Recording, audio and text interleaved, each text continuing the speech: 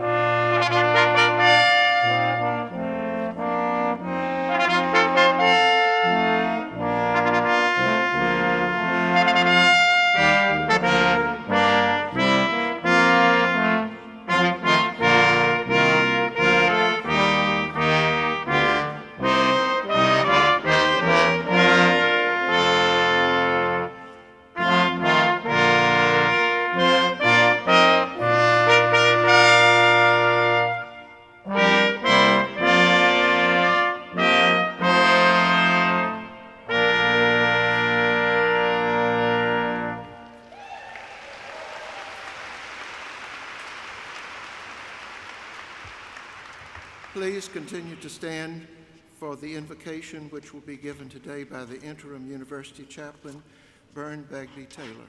Chaplain Taylor. Let us pray.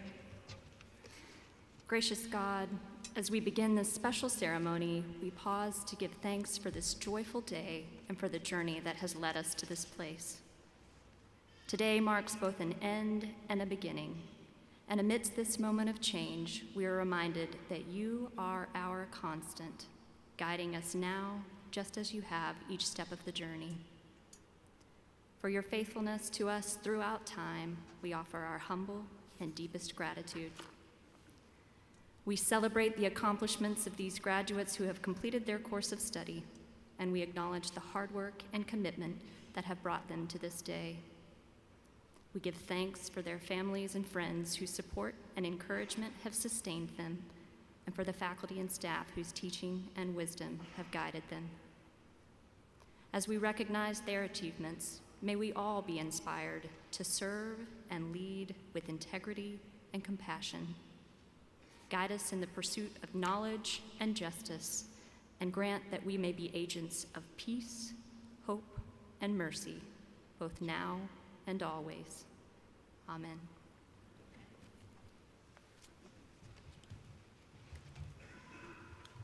Please be seated.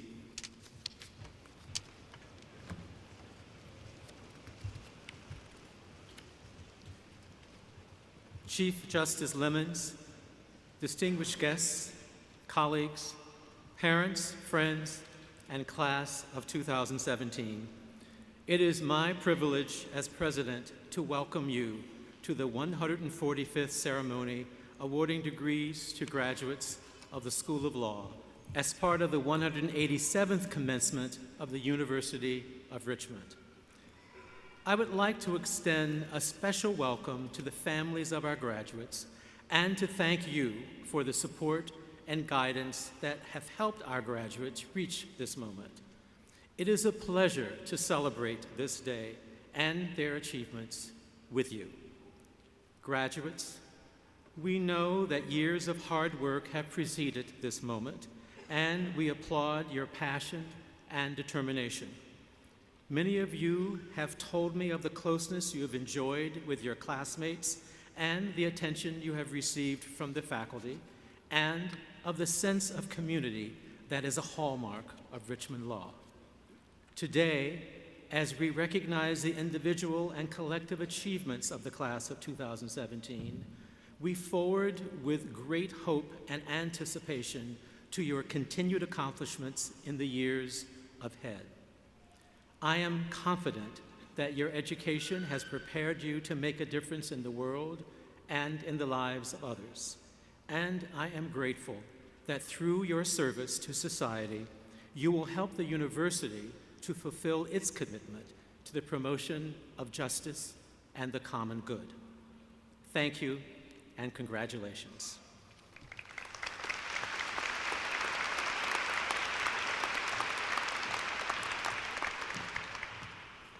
Good afternoon, everyone. And on behalf of the faculty and staff of the School of Law, I too welcome you to this degree ceremony to honor the class of 2017. We turn now to our first speaker. In keeping with our tradition of active student involvement, we ask the class to select a student to speak to them at graduation. This year, they've chosen Quinn Novak as their speaker. I hope you'll bear with me as I tell you a little bit about Quinn. As a student, Quinn was editor of the Journal of Law and Technology, on the Honor Council, an admissions representative, a law student advisor, a member of the Women's Law Association, a member of Phi Delta Phi Legal Honor Society, a volunteer for street law, and for Link. Just for good measure, she also won the 2015 Trial Advocacy Competition and the 2016 Virginia Trial Lawyers Competition. It's been a busy 3 years. I'm very pleased to present to you Quinn Novak.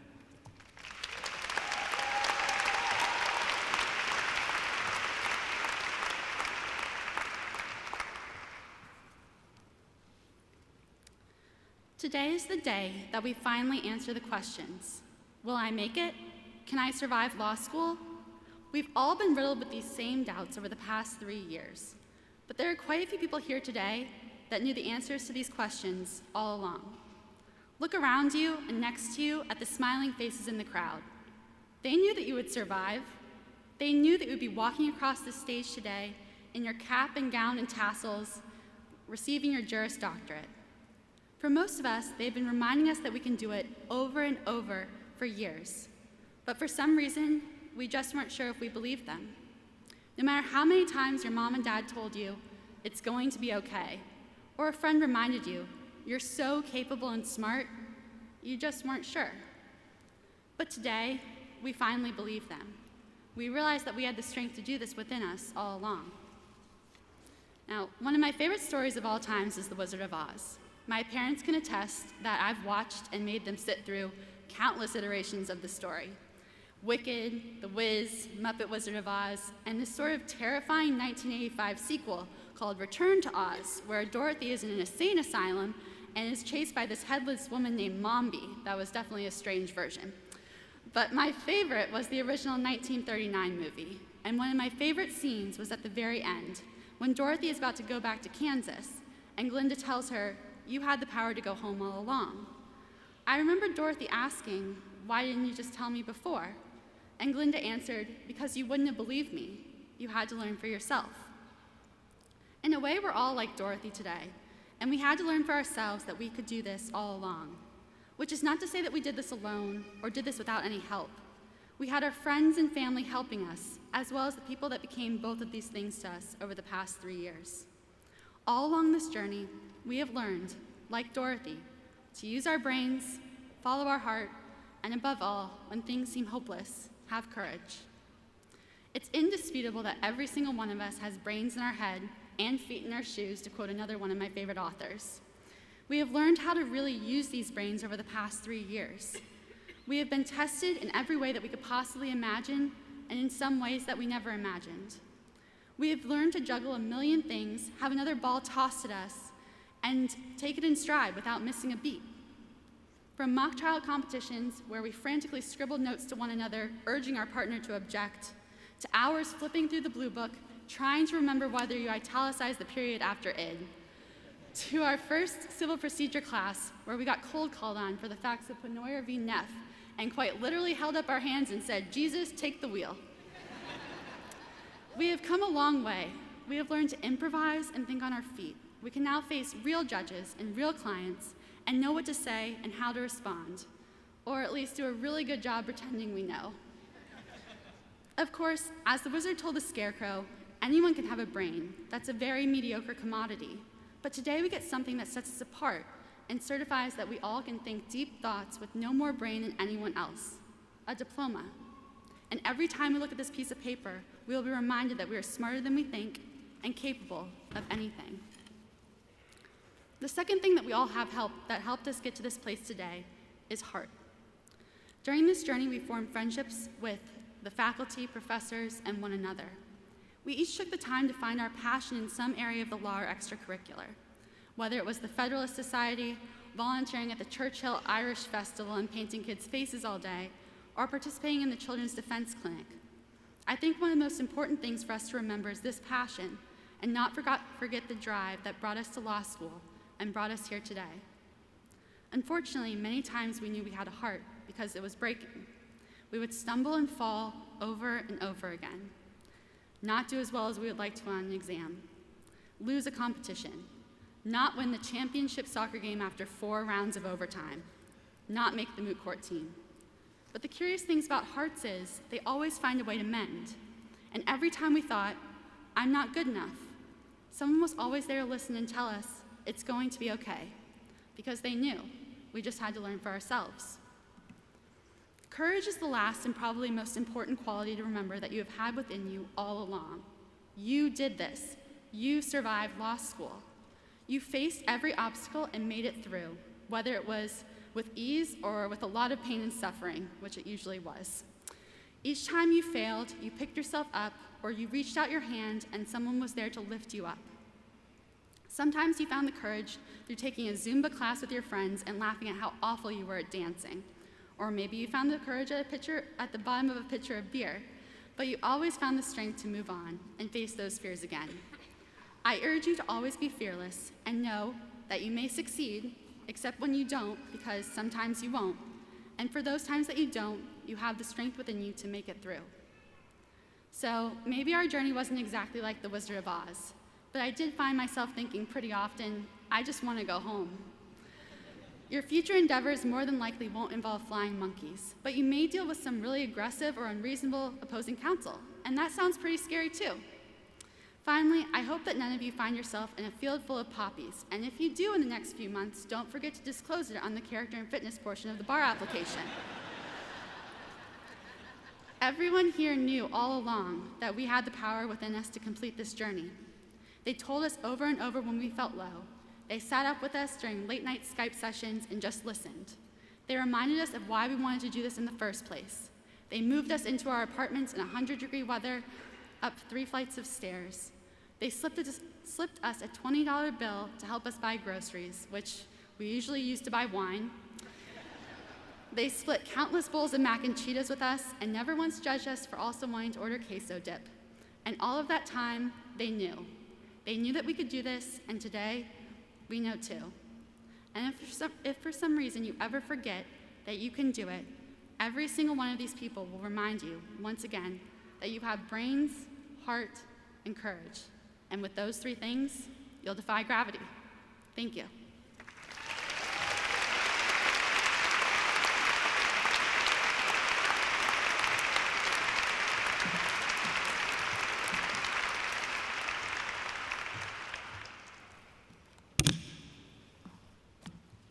Thank you, Quinn.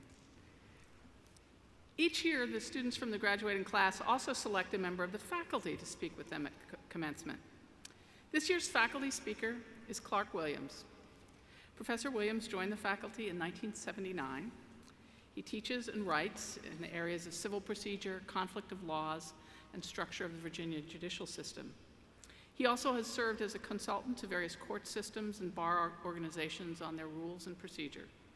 From 1995 to 2014, Professor Williams served as the law school's Associate Dean for Academic Affairs, where he demonstrated exceptional empathy and amazing good judgment. It's my pleasure to introduce to you my colleague, Clark Williams.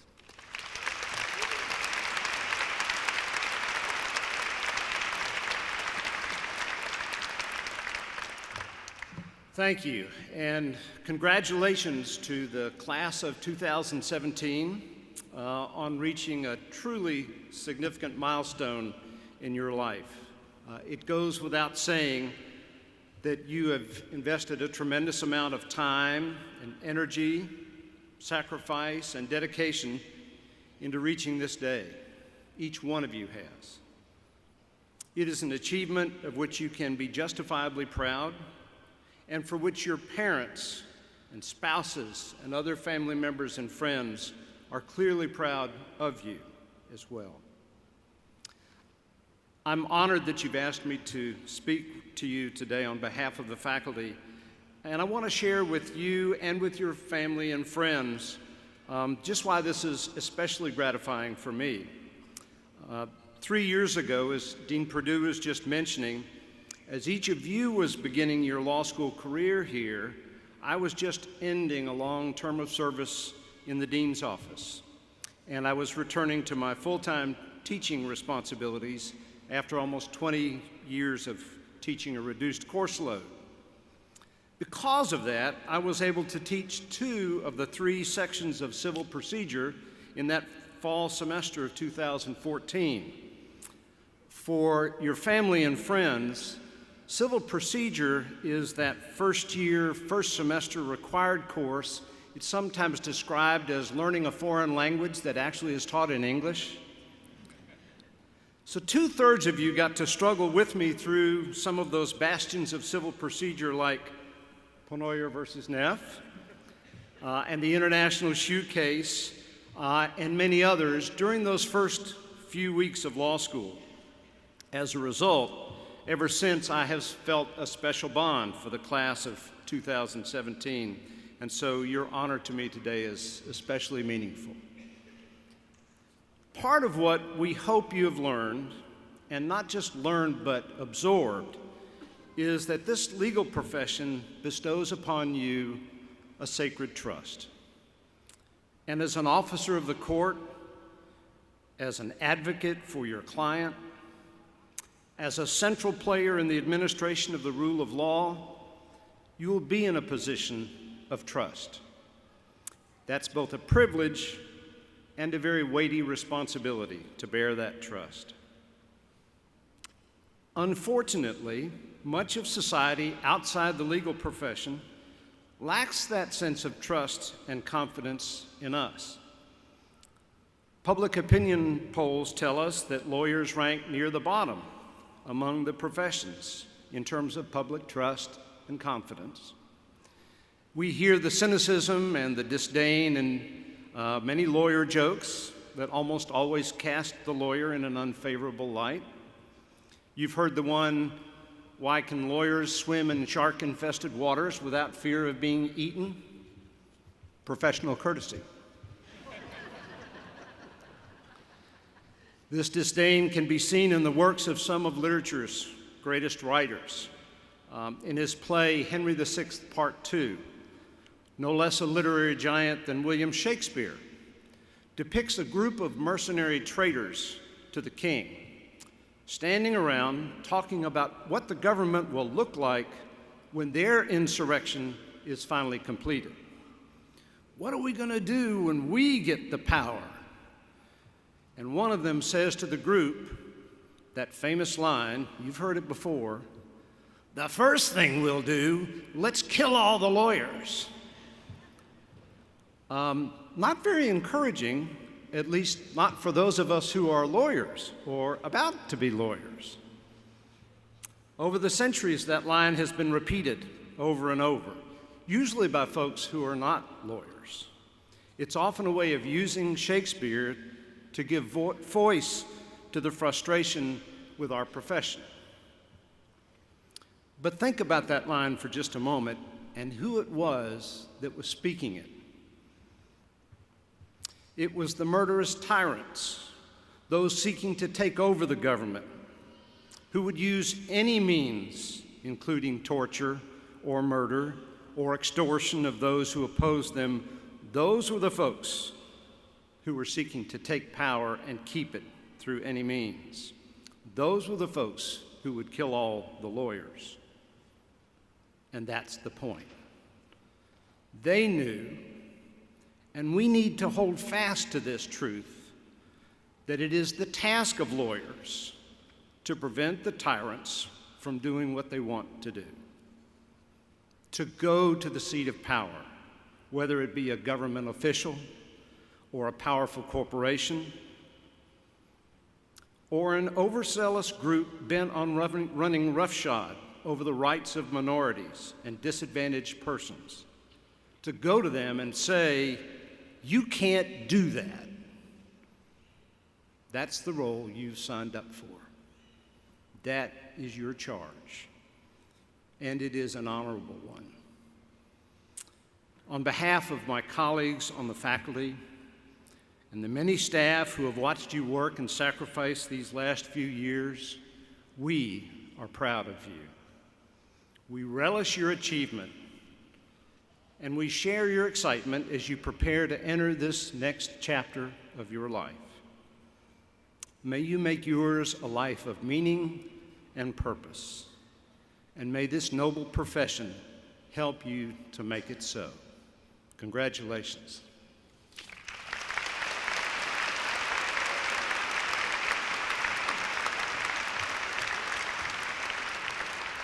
Thank you, Clark. Joining us on this happy occasion is Edward Barnes of the class of 1972. Ed is not only an adjunct professor here at the law school, but also a very involved and dedicated alum, and a member of the Richmond Law Advisory Board. We're honored to have him here today to welcome you into the ranks of our alumni and to introduce our commencement speaker. Ed?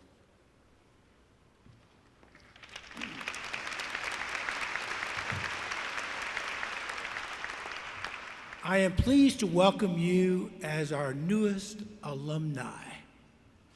And frankly, you represent the greatest asset of our fine institution. Our students, our graduates, we are proud of you and proud of the University of Richmond Law School. I look forward to meeting each of you as we work together to support our alma mater. Our principal speaker today is the Honorable Donald Lemons, Chief Justice of the Supreme Court of Virginia. Justice Lemons' biography is in their program, so I will not take the time to enumerate his accomplishments or honors of his outstanding career. We are honored and delighted that he has accepted our invitation to participate in this law school commencement. It is my great privilege and honor to introduce to you Chief Justice Donald Lemons.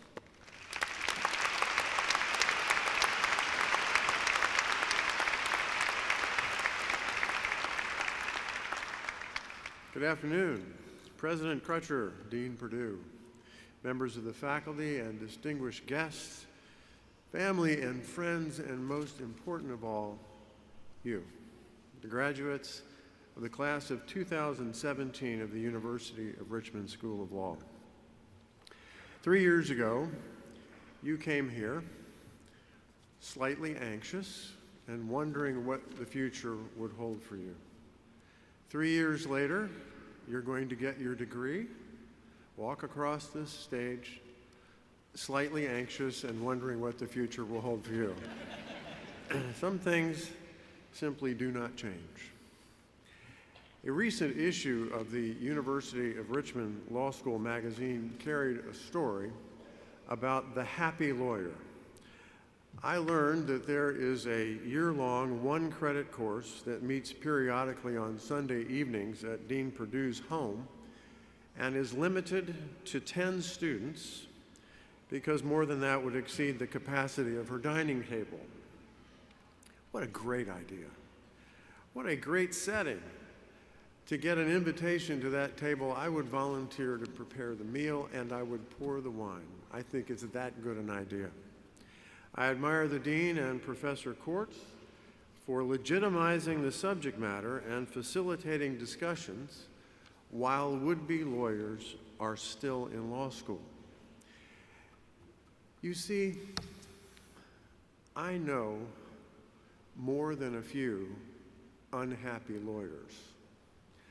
I could recite statistics, but I won't. I'm committed to being entirely positive in my short time with you today. Today is a day of celebration for law school graduates, for their friends, and for their families. Today, I would like to share with you a few observations about living a life of significance as a lawyer. Success without significance is a breeding ground for unhappiness. I am convinced that there is a most important corollary in our lives between happiness and significance. Thomas Jefferson penned the well-known words of the Declaration of Independence that included the observation that our Creator endowed mankind with certain unalienable rights, that among these are life, liberty, and the pursuit of happiness. Have you ever wondered why Jefferson just didn't simply say life, liberty, and happiness? I suspect that Jefferson knew that happiness is not a right, unalienable or otherwise. At best,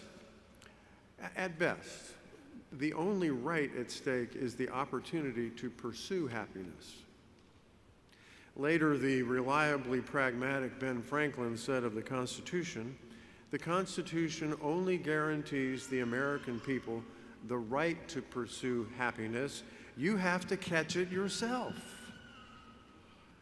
And despite the opportunity, happiness appears elusive to so many. Today, individual success is often thought to be the key to happiness. However, many people who the world considers successful because they have attained some level of financial largesse or fame or power, in quiet moments confess that they are nonetheless unhappy. Why is happiness elusive to so many? I am not alone in believing that the key to happiness is in understanding the difference between success and significance. Usually in our society, we define success in life by personal achievement, and by contrast, a life of significance is often defined in values and roles and relationships. Now, to be perfectly clear, there is nothing, absolutely nothing wrong with personal achievement. In fact, there are so many things right about personal achievement, and often the foundation for personal achievement includes a commitment to good character, personal discipline, and service to others, values that do reflect a life of significance. What a wonderful combination it is when a person lives a life of success and significance. The dictionary talks about significance as being importance. As simple as it may sound, the pursuit of happiness in life, and particularly as a lawyer, begins with asking and answering the question, what? What is important to you? The answer must be uniquely yours. It cannot be anyone else's. Unfortunately, many people dive into their careers without wrestling with this fundamental question. Nonetheless, there's still a vague notion of values and roles and relationships that come from upbringing, education, and often religious influences. The size of the gap between what you believe and know to be important and how you are actually living your life is the measurement of discontent. May I repeat that one more time? The size of the gap between what you believe and know to be important and how you are actually living your life is the measurement of discontent.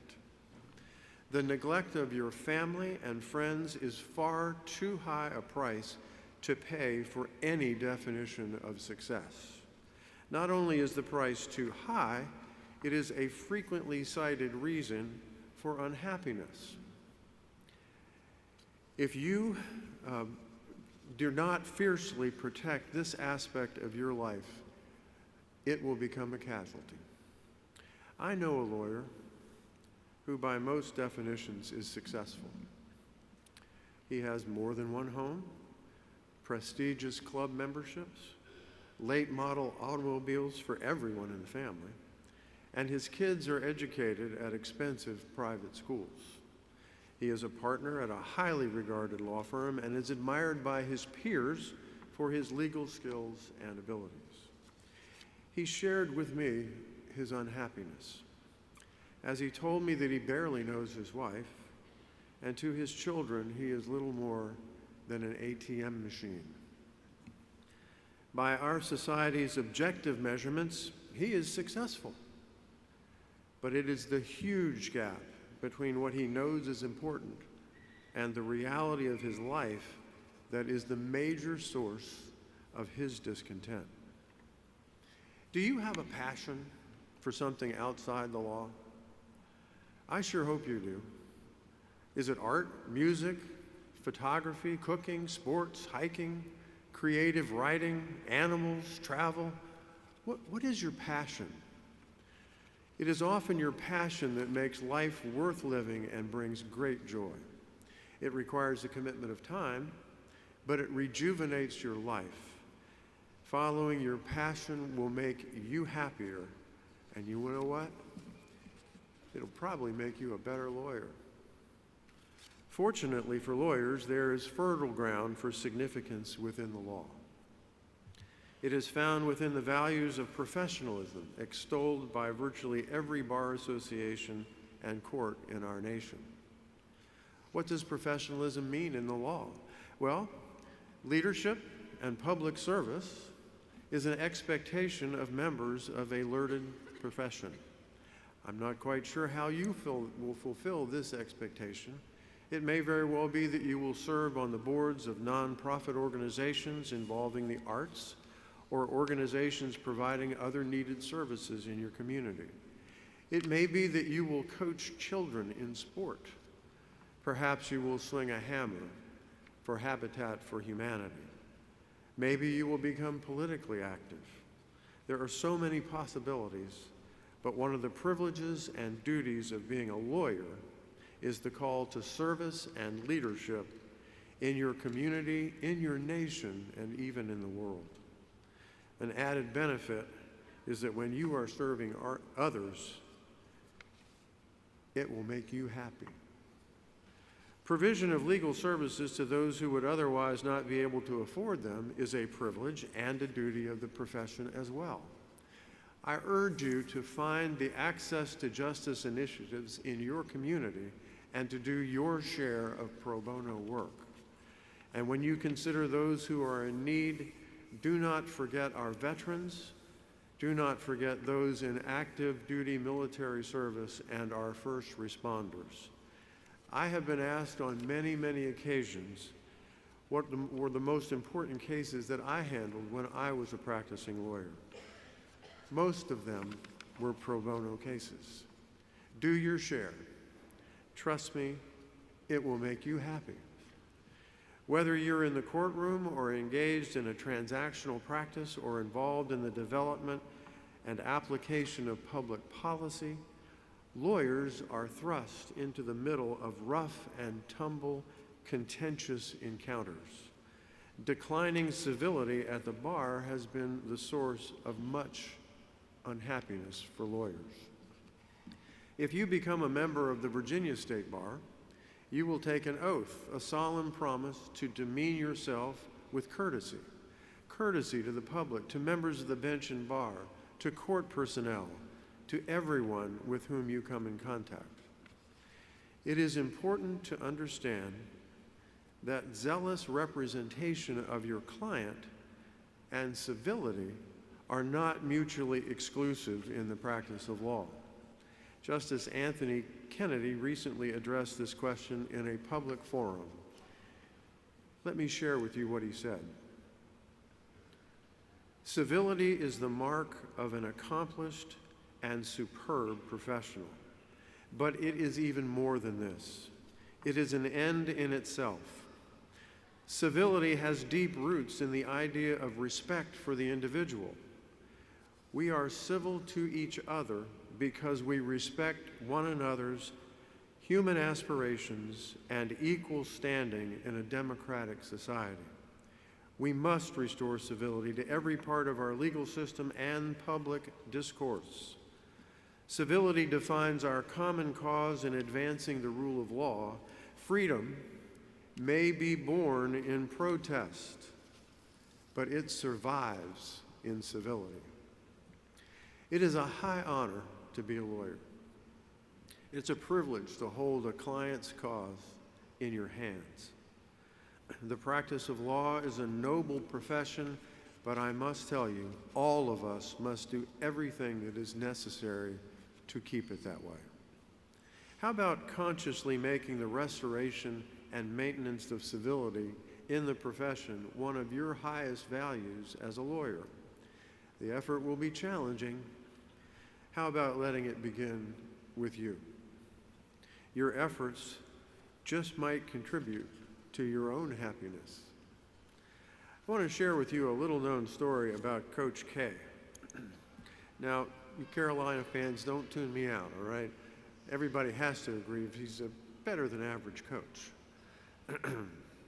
In the run-up to the national championship in 2015, Coach K took a basketball and asked all the players and coaches to write on the ball the names of the people who helped them along the way, the people without whom they would not be where they were. Soon the ball was covered with names as each of them realized that they did not get there by themselves. They had help. Now the ball traveled with them during that year. It was not publicly seen because it wasn't a good luck charm, nor was it a publicity gimmick. Some of the players even slept with it. It was a reminder to each of them of the power of gratitude. Now today you have reached a significant milestone in your life, but you did not do it alone. I challenge you to actively reflect upon those people who helped you. Your parents, your grandparents, your spouse, special friends, teachers who inspired you from elementary school days through college, and law professors, even if they did hide the ball. Make the effort to tell them how important they have been to you. Before you leave here today, thank your law professors for what they have given you. Most of all, leave this wonderful ceremony with genuine gratitude that you are now a lawyer with specialized knowledge, with skills to serve others, and the opportunity to make a difference in this world. When you engage with your friends and family, when you demonstrate leadership and public service where you live and work, when you dedicate some of your skills and abilities to provide legal services to those who cannot afford it, when you are committed to restoring civility in the practice of law, and when every day you remember who helped you get here today, and when you express gratitude for the privilege of being a servant to others, then, my friends, I promise you, you will be successful. More importantly, you will live a life of significance. And most important of all, you will be a happy lawyer. To the graduates here today, congratulations, Godspeed, class of 2017.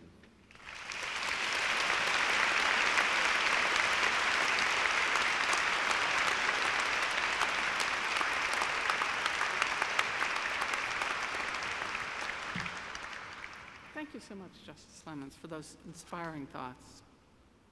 I'd now like to introduce Associate Dean Jim Gibson, who will present student honors and awards. Jim, there you are.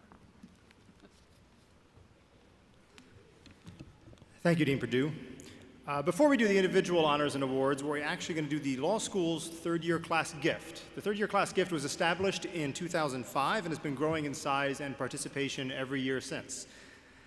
The educational experience that you have had over the past 3 years was possible in large part because of those that sat in those same seats years ago, the alumni and friends who came before you. And we hope you will continue your generous giving in support of the institution and those that will follow you in pursuit of their legal education. Now the class gift committee representatives, Casey Hoare and Sean Livesey, will present the class gift.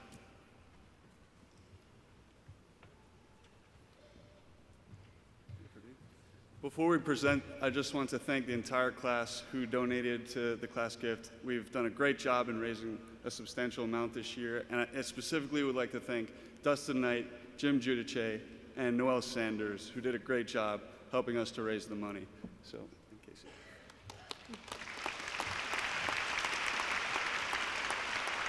Thank you all for your contributions. We know that it will leave a lasting legacy for those who will follow in our footsteps. It is our honor to present the 2017 Law Class Gift of $2,200.19.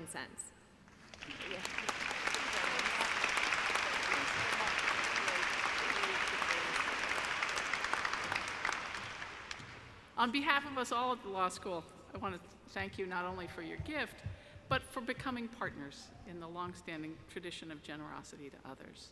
Thank you very much.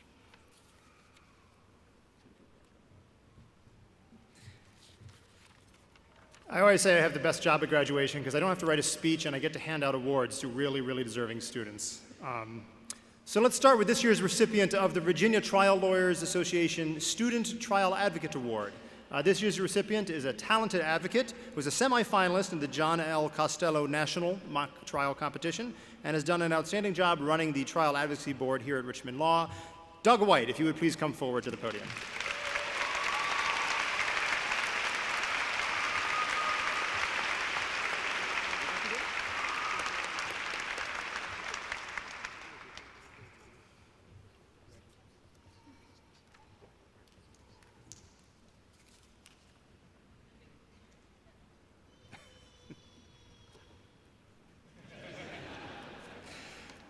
This year's recipient of the International Academy of Trial Lawyers Student Advocacy Award was also a semifinalist in the John L. Costello National Mock Trial Competition, as well as a winner of the Virginia Trial Lawyers Competition.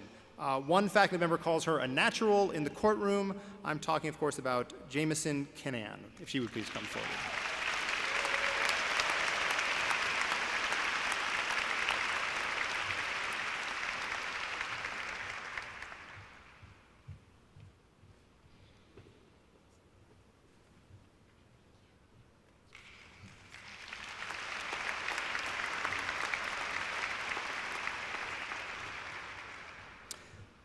I'm proud to announce the names of the graduating students receiving membership in the Order of the Barristers. There's 10 of these, so if they could just stand and be recognized as I call their name.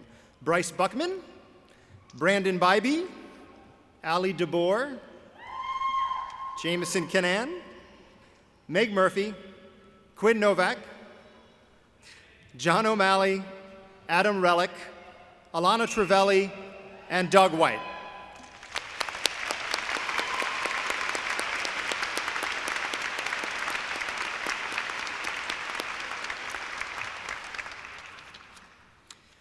The winner of this year's Family Law Award has shown exceptional talent and devotion to his clients in the Family Law Clinic.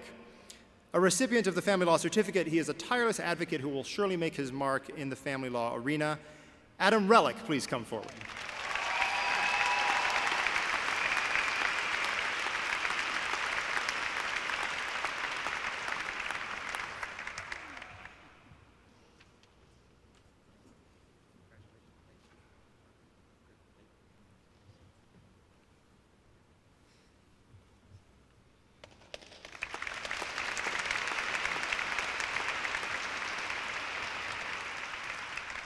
This year's recipient of the National Association of Women Lawyers Award has had a long-standing commitment to advocacy on the behalf of women.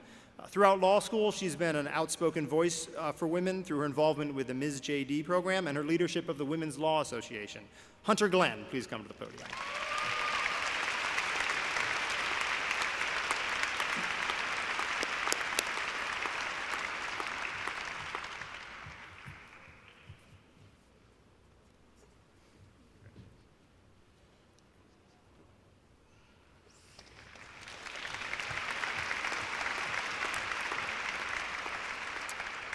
The winners of the American Bar Association Bureau of National Affairs Award for Excellence in the Field of Intellectual Property have done outstanding work in their intellectual property coursework and will graduate with the Intellectual Property Certificate from the IP Institute here at Richmond Law. If the following three could come forward: Dustin Knight, Justin Kraut, and Corinne Moyne.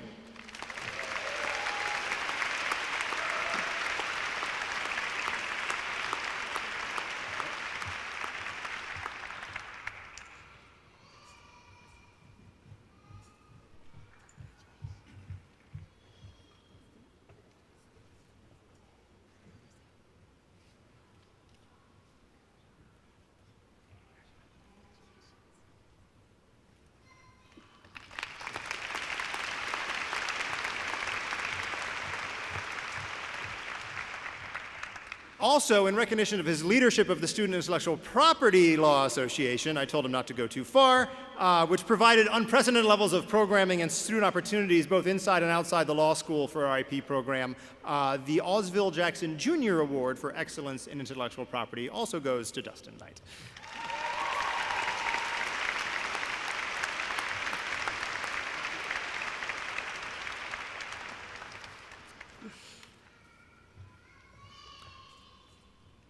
The winners of the American Bar Association Bureau of National Affairs Award for Excellence in the Study of Labor and Employment Law have demonstrated excellence in their coursework in the field. If the following three students could please come forward: Rachel Willer, Tom O'Day, and Charlie Ansley.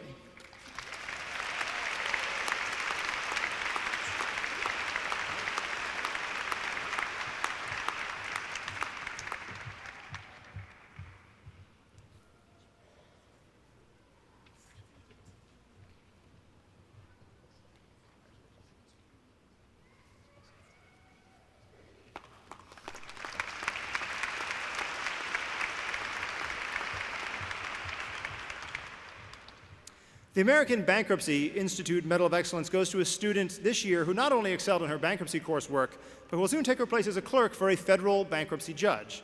If Clementina Pavlova would please come to the podium.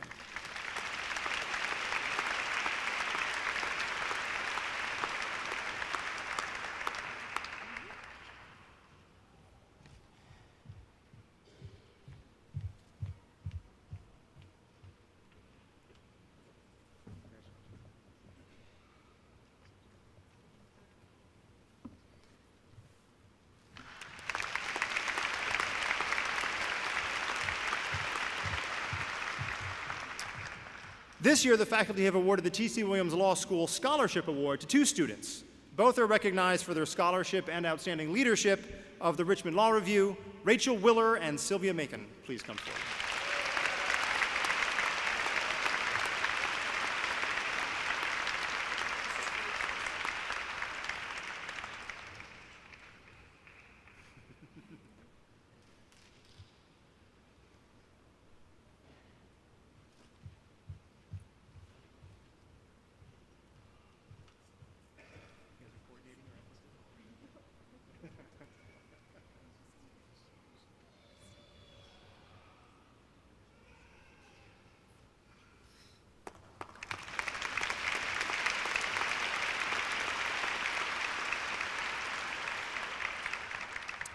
This year, there are also two winners for the Oral Brown Award for Clinical Excellence in the Children's Law Center. Both recipients have demonstrated excellent service to the clinic's clients. Roxanne Milan and Andressa Marquez, please come to the podium.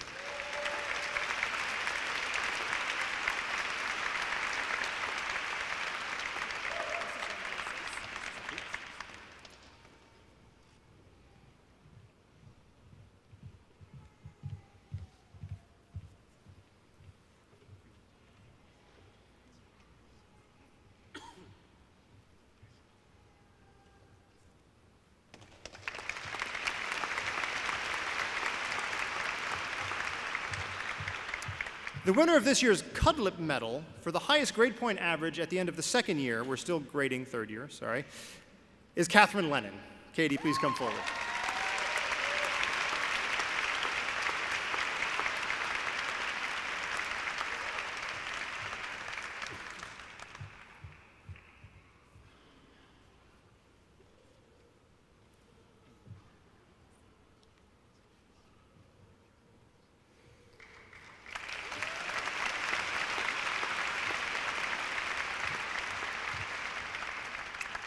This year, the faculty have awarded the Public Interest Law Association Pro Bono Award to two students.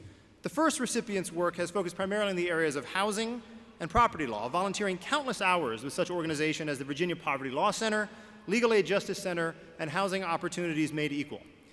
The second dedicated countless hours to federal discrimination suits on behalf of immigrants with the Legal Aid Justice Center, including an asylum case for a young girl involved in sex trafficking in Honduras. If we could have to the podium, please, William Stroud and Jesse Wright.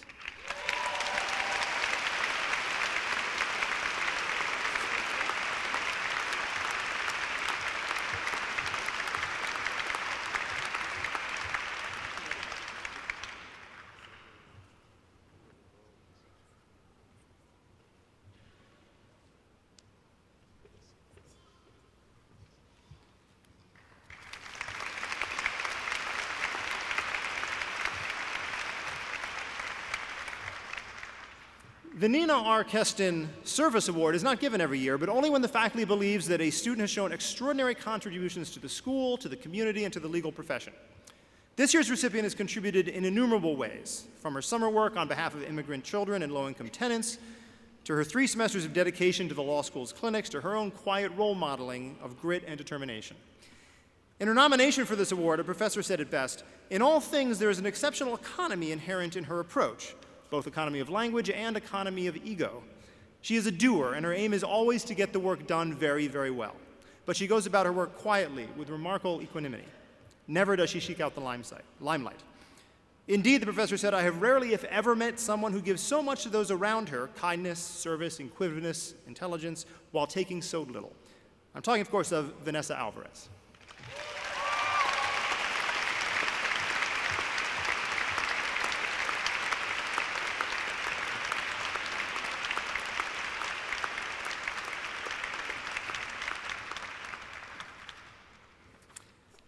Finally, a word you've probably all been waiting for, this year's winner of the Charles T. Norman Award for the best all-around graduating student has been a constant force in the law school over the past 3 years.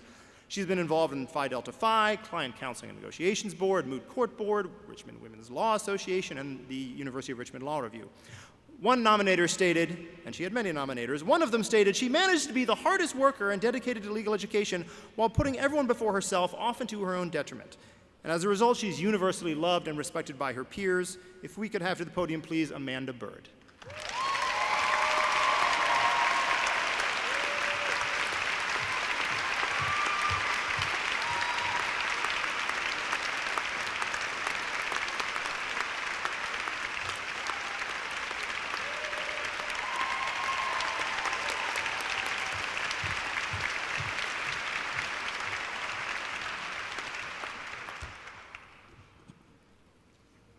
Graduation is a very special occasion because it gives the university an opportunity to recognize those who have completed the requirements of the faculty and who have fulfilled the expectations of the entire university community.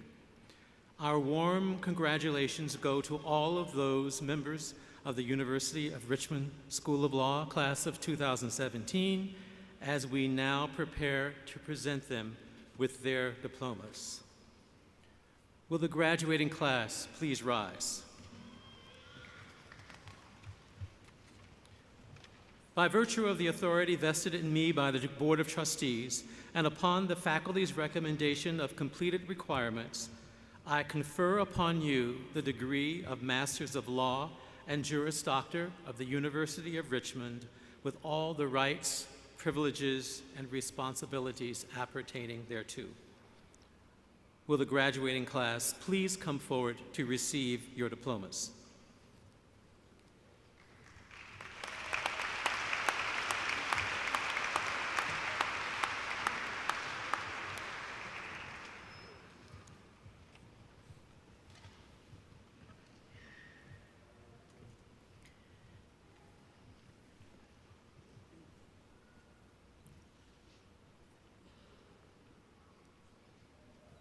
We now recognize the candidates for the Master of Laws degree for May 2017.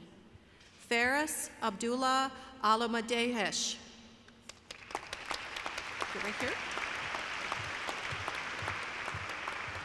Larissa Sampaio de Cavallo.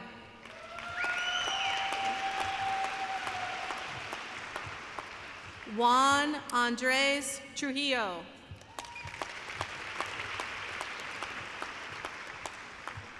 We now recognize those graduates who completed the degree of Juris Doctorate on January 18, 2017. Alicia Ellen Rowetter. We now recognize the candidates for the Juris Doctorate degree for May 2017. Abdullah I. El Sugar. M. Vanessa Alvarez. Courtney Alexa Anderson. Charles Mikely Ansley. Dylan L. Arnold. Ryan P. Azalone. Brent Allen Ashley, who is also receiving his Master's of Business Administration degree. Joshua Akil Barber. Sarah Ashley Barnett. Erin Lee Berquist. Amanda Harris Bird. David Byro. Nicholas R. Bittner. Bryce Eric Buckman. Brandon Thomas Bybee. Richard Clay Campbell. Joseph Lawrence Cantor. Stephen Edward Dean Conklin. Alexandra Wallace Cook. Brett Gregory Daniel. Christopher P. Daniels. Allison Linnell DeBoer. Rachel A. DeGraba.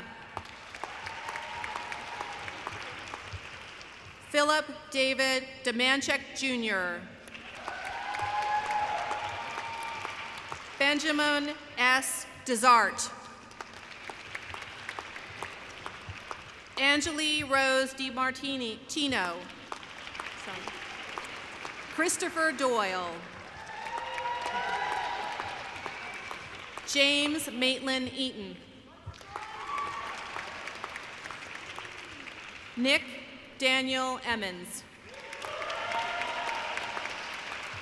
Enunam O.K. Enenful. Alexander Atwood Frazier. Kimberly Marie Fricker. Catherine Brunson Frisch. Joseph Nelson Frost, who is also receiving his Master of Business Administration degree. James Martin Judice. Hunter M. Glenn. Stephen Andrew Grimm. Jordan Mitchell Grubbs. Bonki Tedessa Godina. Jonathan Mark Harrison II. Brooke Danae Hartman. Matthew D. Hawkins. Curtis Frederick Hazelton Jr. Gabrielle S. Heim. Casey Lee Orr. Daniel P. Hogan. Kevin Lauren Hubbard Jr. Lucinda Elizabeth Calantha James. Rebecca G. Jennings. John T. Jesse Jr. Sarah Clayton Jesse. Alyssa Karahalaios. Let's try that again. Karahalaios. Heidi Elizabeth Kaiser. Jameson M. Canan. Dustin Michael Knight. Justin Daniel Kraut. Brian Michael Hazen Landrum. Tia Marie Lane. Catherine Elizabeth Lanin. Sean Galvin Livesey, who is also receiving his Master of Business Administration degree. Harrison Witten Long. Jonathan Kyle Lauder. Jenny Susanna Lyman. Gwendolyn Blair McIver. Sylvia Elizabeth Macon. Sarah Elizabeth Malik. Andressa P. Marquise. Blair Maureen Matthias. William Mercer May. Danielle Jones Mayfield. Alexander Ryan McDaniel. Michelle Diane McDonald. Lauren Michelle McGarry. Joseph Thomas McNally Jr. Colin Edward McNamara. Paul Bradenham Michelle IV. Roxanne Claire Milan. Corinne Roshan Moyni. Derek Richard Malino. Hanjing Moon. Megan Rebecca Murphy. John Francis Nackerman. Ethan Walker Nelson. Dajiong Nia. McKaylee Alexa Noreen. Quinn Barbara Novak. Thomas Duggan O'Day.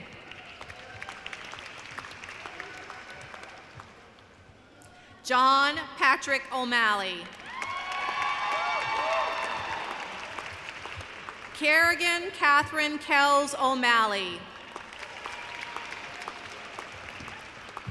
Emmanuel Itunu Oluwa Olu Jede. Jonathan Ray Packard. Michael Thomas Patterson Jr. Clementina V. Pavlova. Lauren Nicole Pennington. Jacob Henry Pierce. Caitlin Nicole Potter. Michael David Provencher. Justin Crawford Pugh. Hobart F. Reed III. Adam Donahue Relic. Megan McCauley Reardon. Lauren Ashley Ritter. Rachel E. Rubenstein. Jacob Robert Samuelson. Noelle Elizabeth Sanders. Nicole L. Sandora. Matthew Jameson Schmidt. Jessica Marion Selway. Stephanie S. Surin. Natalie K. Shaw. Chelsea Lee Schrader. Emily E. Smith. Kendra Ruth Smith. Trevor William Soderholm. Michelle Sontag. Caitlin P. St. Clair. William Robert Stroud. Ryan Christopher Suit. Biniam Tasfamariam. Joseph John Tolman.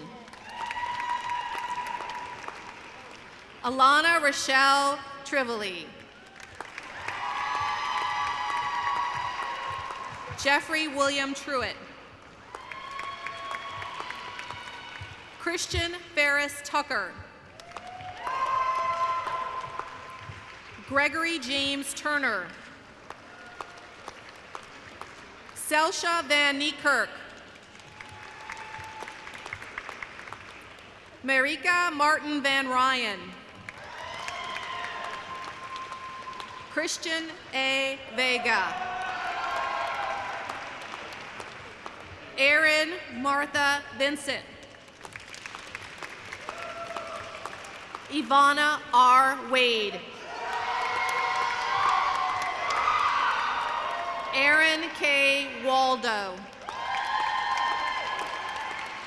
Caitlin Maria West. Douglas Edward White. Rachel Patricia Willer. Jessica N. Wright. Jamie Lee Yowell. The following candidates are receiving their degrees today from various family members who are alumni of the University of Richmond. Emily Catherine Bowles, presented by her father, Mark K. Bowles, Richmond Law Class of 1989.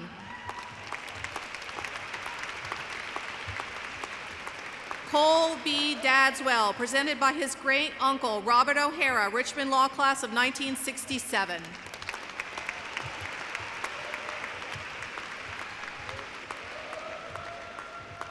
Turn for the photo. There'll be a photo.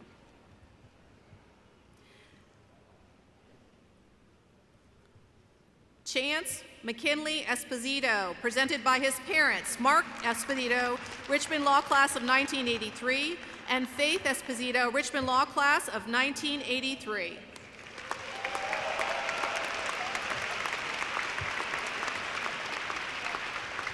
Theodore Eugene Fort, presented by his sister, Emily Connor Kennedy, Richmond Law Class of 2012.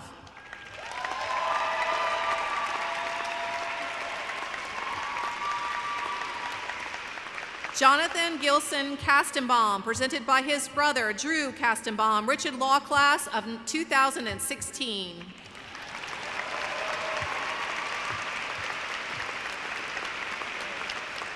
Matthew Walton O'Toole, presented by his father, Michael J. O'Toole.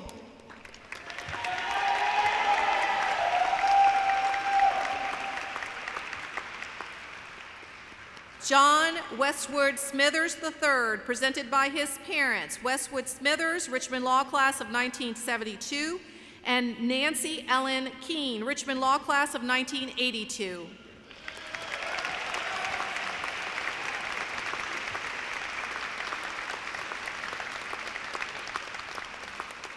Mallory Taylor Brennan, given by her father, Mark Brennan, Richmond Law Class of 1986.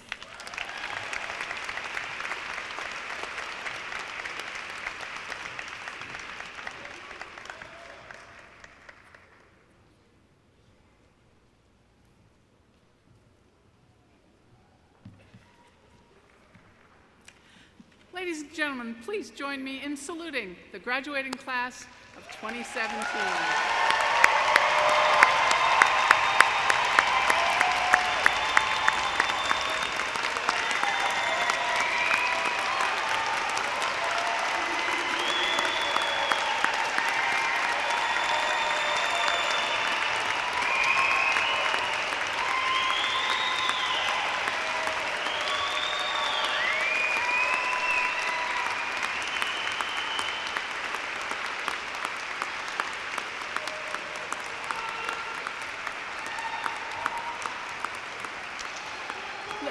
Let me just say briefly to the class of 2017, each of you has worked very, very hard for this accomplishment and deserve to be congratulated. But you did not get here alone. You stood on the shoulders of parents and grandparents and spouses and friends and siblings. So I would ask you to take a minute and stand and turn and say thank you to the people who brought you here.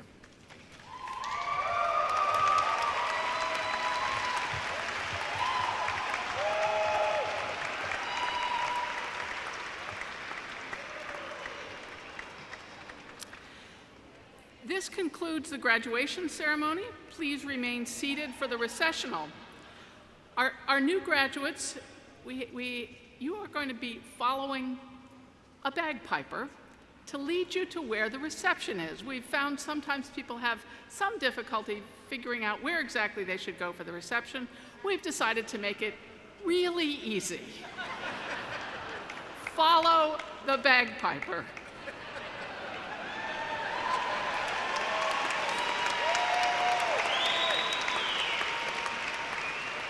Thank you all. I look forward to seeing you at the reception.